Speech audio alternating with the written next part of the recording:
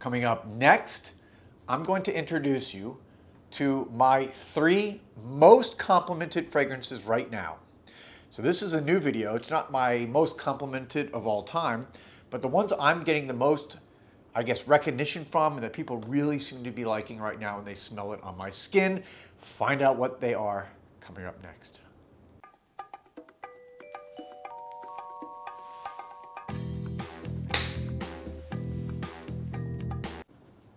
Welcome back, everybody, to Joel the Nose. Let me get a little more comfortable here, back up. You can see I got Jojo with me today, my Schnauzer mix. He's my boy. He wanted to be in the video today. All right, so today's video, as I said at the beginning, is going to be my 3 most complimented fragrances right now. So these are the ones that are trending, as a, to use a popular term in popular culture. These are trending perfumes for me, and the ones that seem to be getting a lot of attention and are very likable and getting a lot of recommendations. And Jojo, okay, sorry. So let's get into this. I'm going to go into 3, 2, 1 as far as the ones that are giving me the most recommendations would be number 1, and let's get right into this. So number 3, and this is from the Middle Eastern house, Primera Perfumes, in which, by the way, they will be at Scent Explore coming up here in a few weeks in New York. They were there last year. I met the owner, Bader. This is a really great, I think, niche perfume house that is, I guess, very good at bringing in a lot of newcomers to, I think, the fragrance world, who are kind of making that step from designer to niche. But the perfume I have first here at number 3 is La Dolce Vita. La Dolce Vita is, what can I say about this one?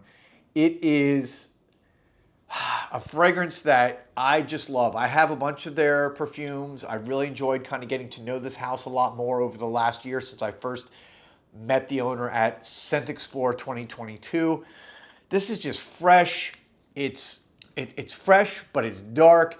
It's sweet. It's got oud. It's just a wonderful, I think, I would describe this as a kind of warm, sweet oriental fragrance. I don't know what technically the classification is, but just to read you some of the notes that are in here, you have date, nutmeg, lavender, so you get that fresh lavender, pink pepper at the top, but you have the nutmeg, which gives it a little bit of a sweet spiciness.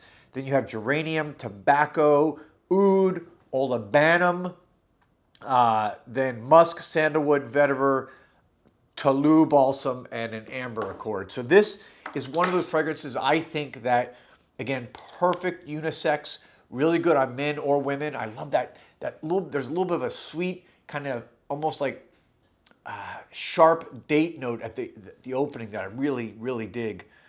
But I just, hey, now I got my cat over here. He's like trying to tear down one of my plants. My animal's just constantly photobombing. Come here, Garbanzo. All right, guess he's not gonna come.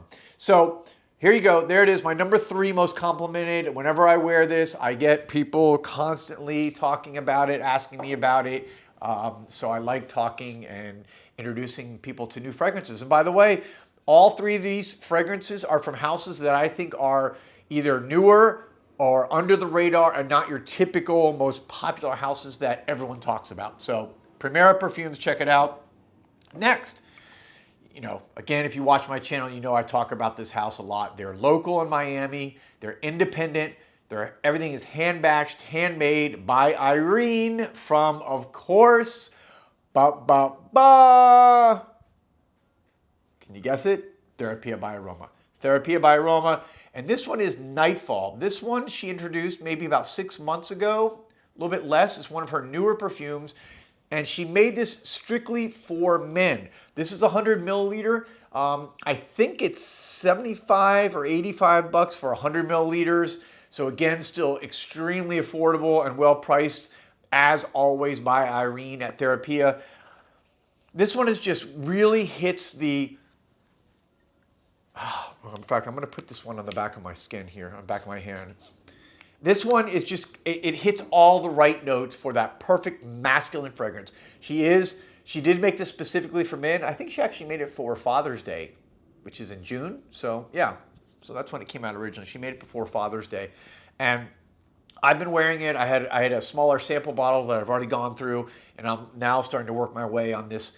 Nightfall is extremely versatile. Again, it's got this kind of fresh lavender scent. I think it's got ambred in there also, which gives it that kind of clean element, and it's just wonderfully versatile. I can wear this in any occasion. I can wear it out for a date. I can wear it for business. I can wear it for meetings. I can wear it for court. I can wear this to the gym. I really can wear this anywhere. And it just has been getting noticed. Again, when I wear it, either on first dates or when I've worn it to, for example, a local restaurant that I go to a lot, and I know a lot of the waitresses, I've gotten multiple compliments from Nightfall. So I love, of course, Therapy by Aroma. It is one of my local indie houses here in Miami. Irene taught me, a lot of perfumery, a lot about making perfumery. So the fact that this one is just killing it, I love it. I love it. So Nightfall, my number 2 fragrance, most complimented right now that I am seeing in my personal day-to-day life. And then lastly, but of course not least, number 1 most complimented fragrance right now that I have in my collection is Scorpio Rising from Eris Parfums. This Eris is, again, it started out, I would say, almost as an indie house. And it's one of the smaller, lesser-known niche houses. But their collection of fragrances is really out there, and it's really strong. When you look at what, in fact, I would love to say, I wanted to give you a little bit more information on it, but let me just tell you the notes. Oh, yeah. So the perfumer behind this, who's always been considered one of the more avant-garde experimental perfumers, is Anton Lee. And he's done, I think, all the perfumes for Eris. At least most of them, but I think all of them. And everything just pushes the limits. They're very sexy. They're very animalistic. They're very just provocative. They push the limits. To me, this is almost like abstract art. So you can kind of look behind me. There's obviously some abstract art behind me. This Eris Perfumes reminds me of an abstract art version of niche perfumery. But listen to the notes on here. At the top, you have pink pepper, black pepper, clove, cinnamon, then Immortelle, which I love Immortelle. To me, Immortelle has almost a sweet, almost like a maple syrup type smell. Then olibanum or incense, cedar, cardamom, cypriol oil, gaiac wood, sandalwood, saffron, leather, vetiver, ambroxan, cashmere. And this thing has a lot of unique notes and a lot of notes that are common in fragrance today, like, for example, ambroxan, that I think will draw people in that maybe are not too familiar with niche fragrances, and this will appeal to the true hardcore niche lover. But the thing about it is, I've just been getting compliment after compliment on this. It really, really works well on my skin. I wore it actually out a couple nights ago on a first date, and it just does the trick. It works so well on my skin. It's warm, it's sexy. I love that opening. It's a little spicy, it's a little bit sweet. It's got a little bit of that, then I can already kind of feel that incense coming in. You get it's just like punching through the top notes already, that incense. It just gives it that kind of, not fresh, but almost like a combination between fresh and dirty. It's like somewhere in that middle ground. I just really like what Anton has done here as far as a perfumer and what Eris has done as a house. So that's my number 1 right now, most complimented fragrance. I got this again. All these fragrances, by the way, I've gotten in the last 4 or 5 months. These are all relatively new to my collection. So there you have it. I'll be back soon with another video. As always, thank you for watching. Thank you for your support. And I will get working on my next video. Peace, love, and perfume.